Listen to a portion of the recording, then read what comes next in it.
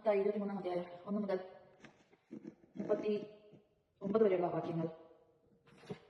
നിയമജ്ഞരുടെയും ഫരിസേയരുടെയും കപട നാട്യം. യേശു ജനക്കൂട്ടത്തോടും തന്റെ ശിഷ്യന്മാരോട് അരുൾ ചെയ്തു, നിയമജ്ഞരും ഫരിസേയരും മോശയുടെ സിംഹാസനത്തിൽ ഇരിക്കുന്നു. അതിനാൽ അവർ നിങ്ങളോട് പറയുന്നതെല്ലാം അനുസരിക്കുകയും അനുഷ്ഠിക്കുകയും ചെയ്യുന്നു. എന്നാൽ അവരുടെ പ്രവൃത്തികൾ നിങ്ങൾ അനുകരിക്കരുത്. അവർ പറയുന്നു, പ്രവർത്തിക്കുന്നില്ല. അവർ ഭാരമുള്ള ചുമടുകൾ മനുഷ്യരുടെ ചുമലിൽ വെച്ചു കൊടുക്കുന്നു. സഹായിക്കാൻ ചെറുവരൽ അനക്കുവാൻ പോലും തയ്യാറാവുന്നില്ല.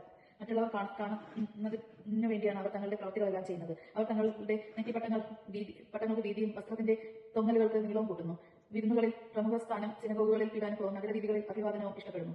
റബ്ബി എന്ന് സംബോധന ചെയ്യപ്പെടാനും ആഗ്രഹിക്കുന്നു. എന്നാൽ നിങ്ങൾ റബ്ബി എന്ന് വിളിക്കപ്പെടരുത്, എന്തെന്നാൽ നിങ്ങൾക്കൊരു ഗുരുവേ ഉള്ളൂ. നിങ്ങളെല്ലാം സഹോദരന്മാരാണ്. ഭൂമിയിൽ ആരെയും നിങ്ങൾ പിതാവെന്ന് വിളിക്കരുത്, എന്തെന്നാൽ നിങ്ങൾക്കൊരു പിതാവേ ഉള്ളൂ, സ്വർഗ്ഗസ്ഥനായ പിതാവ്. നിങ്ങൾ നേതാക്കന്മാർ എന്ന് വിളിക്കപ്പെടരുത്, എന്തെന്നാൽ ക്രിസ്തുവാണ് നിങ്ങളുടെ ഏക നേതാവ്. നിയമങ്ങളിൽ ഏറ്റവും വലിയവൻ നിങ്ങളുടെ ശുശ്രൂഷകനായിരിക്കണം. തന്നെ തന്നെ ഉയർത്തുന്നവൻ താഴ്ത്തപ്പെടും, തന്നെ തന്നെ താഴ്ത്തുന്നവൻ ഉയർത്തപ്പെടും. കപടി നാടിയക്കാരായ നിയമജ്ഞരെ, ഫരിസേയരെ, നിങ്ങൾക്ക് ദുരിതം. നിങ്ങൾ മനുഷ്യരുടെ മുമ്പിൽ സ്വർഗ്ഗരാജ്യം അടച്ചു കളയുന്നു. നിങ്ങൾ അതിൽ പ്രവേശിക്കുന്നില്ല, പ്രവേശിക്കാൻ വരുന്നവരെ അനുവദിക്കുന്നില്ല. കപടനാടിക്കാരായ നിയമജ്ഞരെ, ഫരിസേയരെ, നിങ്ങൾക്ക് ദുരിതം. ഒരുവനെ നിങ്ങളുടെ മതത്തിൽ ചേർക്കാൻ നിങ്ങൾ കടലും കരയും ചുറ്റി സഞ്ചരിക്കുന്നു. ചേർന്ന് കഴിയുമ്പോൾ നിങ്ങൾ അവനെ നിങ്ങളുടെ ഇരട്ടി നഗര സന്തതി ആക്കി തീർക്കുന്നു.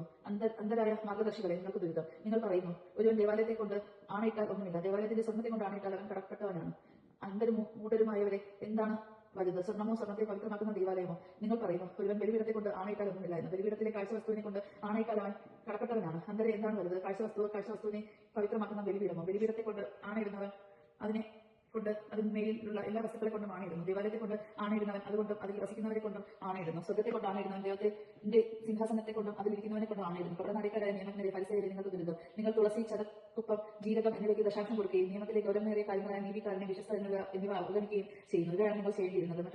മറ്റുള്ളവർ അവഗണിക്കാതെ തന്നെ അന്ധരായ മാർഗദർശികളെ, കൊതുകിനെ അടിച്ചു നീക്കുകയും ഒട്ടകത്തെ വിഴുങ്ങുകയും ചെയ്യുന്നവരാണ് നിങ്ങൾ. കപടിനാടിക്കാരായ നിയമജ്ഞരെ, ഫരിസേയരെ, നിങ്ങൾക്ക് ദുരിതം. നിങ്ങൾ പാനപാത്രത്തിന്റെയും ഭക്ഷണപാത്രത്തിന്റെയും പുറം വെടുപ്പാക്കുന്നു, എന്നാൽ അവയുടെ ഉള്ള കവർച്ചയും ആർത്തിയും കൊണ്ട് നിറഞ്ഞിരിക്കുന്നു. അന്ധരായ ഫരിസേയ, പാനപാത്രത്തിന്റെയും ഭക്ഷണപാത്രത്തിന്റെയും പുറം കൂടി ശുദ്ധിയാക്കാൻ വേണ്ടി ആദ്യം യാഗം ശുദ്ധിയാക്കുക. കപടനാടിക്കാരായ നിയമജ്ഞരെ, ഫരിസേയരെ, നിങ്ങൾക്ക് ദുരിതം. നിങ്ങൾ വെള്ളയടിച്ച കുഴിമാടങ്ങൾക്ക് സാദൃശ്യമാവുന്നു. അത് പുറമെ മനോഹരമായി കാണപ്പെടുന്നെങ്കിലും അവയ്ക്കുള്ളിൽ മരിച്ചവരുടെ അസ്ഥികളും സർവ്വവിധ മാലിന്യങ്ങളും നിറഞ്ഞു കിടക്കുന്നു. അതുപോലെ ബാഹ്യമായി മനുഷ്യർ നല്ലവരായി കാണപ്പെടുന്ന നിങ്ങൾ ഉള്ളിൽ കപടിയും അനീതിയും നിറഞ്ഞവരാണ്. കപടിക്കാരനായ നിയമജ്ഞരെ, ഫരിസേയരെ, നിങ്ങൾക്ക് ദുരിതം. നിങ്ങൾ പ്രവചകന്മാർക്ക് ശവകുടീരങ്ങൾ നിർമ്മിക്കുകയും നീതിമാന്മാരുടെ സ്മാരകങ്ങൾ അലങ്കരിക്കുകയും ചെയ്തുകൊണ്ട് പറയുന്നു, ഞങ്ങളുടെ പിതാക്കന്മാരുടെ കാലത്ത് ജീവിച്ചിരുന്നുവെങ്കിൽ പ്രവാചകന്മാരുടെ രക്തത്തിൽ അവരോടുകൂടി പങ്കാളികളാകുമായിരുന്നില്ല എന്ന്.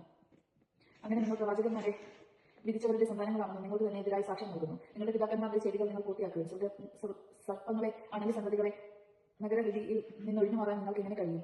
അതുകൊണ്ട് ഇതാ പ്രവാചകന്മാരെയും ജ്ഞാനികളെയും നിയമജ്ഞരെയും ഞാൻ നിങ്ങളുടെ അടുക്കലേക്ക് അയക്കുന്നു. അവരിൽ ചിലരെ നിങ്ങൾ വിധിക്കുകയും ക്രൂശിക്കുകയും ചെയ്യും. ചിലരെ നിങ്ങളുടെ സിനഗോഗുകളെ വെച്ച് ചമട്ടി കൊണ്ടടിക്കുകയും പട്ടണം തോറും പിന്തുടർന്ന് പീഡിപ്പിക്കുകയും ചെയ്യും. അങ്ങനെ നിരപരാധനായ ആവേലിന്റെ രക്തം മുതൽ ദേവാലയത്തിന്റെ ബലിപീഠത്തിന് മധ്യേ വെച്ച് നിങ്ങൾ വധിച്ച് ബറാക്കിയായുടെ പുത്രനായ സക്കറിയുടെ രക്തം വരെ ഭൂമിയിൽ ചൊരിയപ്പെട്ട എല്ലാ നീതിമാന്മാരുടെയും രക്തം നിങ്ങളുടെ മേൽ പതിക്കും. സത്യമായി ഞാൻ നിങ്ങളോട് പറയുന്നു, ഇവയെല്ലാം തലമുറയ്ക്ക് സംഭവിക്കുക തന്നെ ചെയ്യും. യേശു ജെറുസലേമിനെ കുറിച്ച് വിലപിക്കുന്നു. ജെറുസലേം പ്രവാചകന്മാരെ വധിക്കുകയും തന്റെ അടുത്തേക്ക് അയക്കപ്പെടുന്നവരെ കല്ലെറിയുകയും ചെയ്യുന്നവളെ, പിടക്കോഴി കുഞ്ഞുങ്ങളെ ചിറകുകൾക്കുള്ളിൽ കാത്തുകൊള്ളുന്നത് പോലെ നിന്റെ സന്തതികളെ ഒരുമിച്ച് കൂട്ടാൻ ഞാൻ എത്രയോ വർഷം ആഗ്രഹിച്ചു, പക്ഷേ നിങ്ങൾ വിസമ്മതിച്ചു. ഇതാ നിങ്ങളുടെ ഭവനം രക്തവും ശൂന്യവുമായി തീർന്നിരിക്കുന്നു. ഞാൻ നിങ്ങളോട് പറയുന്നു, കർത്താവിന്റെ നാമത്തിൽ വരുന്നവൻ അനുഗ്രഹീതനാണ് എന്ന് നിങ്ങൾ പറയുന്നത്